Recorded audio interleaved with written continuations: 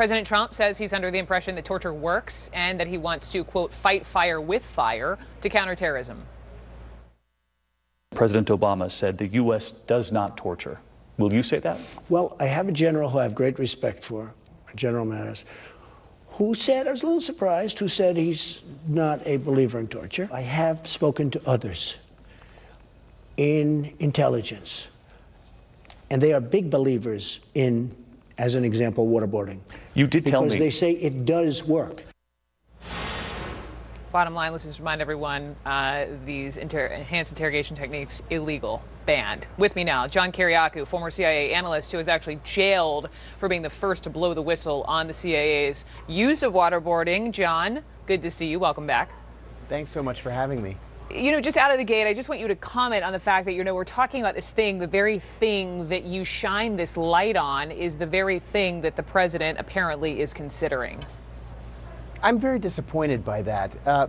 I believe, like many Americans, that we had this debate a decade ago. The passage of the McCain-Feinstein Amendment in 2015, I thought, put this behind us. So I'm disappointed that the issue has popped up again.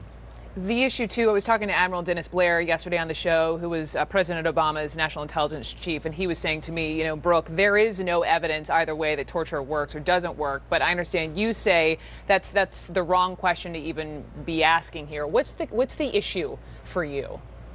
I think that the issue is it moral, is it ethical, and is it legal? We know that it is illegal. It's frankly been illegal since 1946. We executed Japanese soldiers who waterboarded American prisoners of war after World War II. We jailed a soldier in 1968 who waterboarded a North Vietnamese prisoner. Just because the Bush White House in the early part of the last decade decided that it was legal, didn't necessarily make it so, and that question was settled finally in 2015 with McCain-Feinstein. So it is illegal. But is it moral and ethical? The CIA Inspector General says it is not. The American Psychological Institute says that it is not. The National Council of Churches says it's not. I say it's not.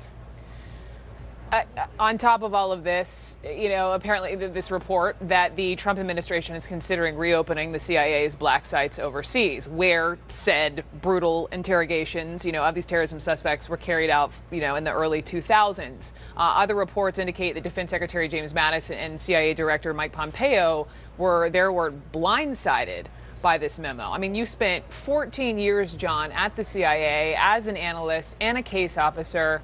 What really happens at these black sites? Well, under the Bush administration, terrible things happened at these black sites. The Bush administration called them enhanced interrogation techniques. Many of us called them torture techniques. But that's not necessarily what needs to happen. In the event that these black sites are reopened, and President Trump could reopen them with the stroke of a pen, they would have to, CIA officers would still have to carry out interrogations according to the letter and the spirit of the law. And the law is what is delineated in the Army Field Manual is all that's permitted in these interrogations. Now, the CIA can do what it's done for decades, and that is effect a rendition or an extraordinary rendition and send prisoners to third countries where they actually do torture. Yes. Do you think, depending on what could change, last quick question, that these are men and women in the field would comply? Oh, I'm confident that they will not comply. We know from the Senate torture report that people inside the CIA objected. Some of them curtailed their assignments and went back to headquarters, which is a career-ending move. And some of them actually resigned from the agency. I think that CIA officers today, if ordered to carry out a torture program again, would simply walk away or refuse to do it.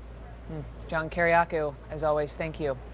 Thanks for having me. More on our breaking news here that President Trump and the President of Mexico mutually, according to the U.S. President, calling off the White House visit next week over this border wall.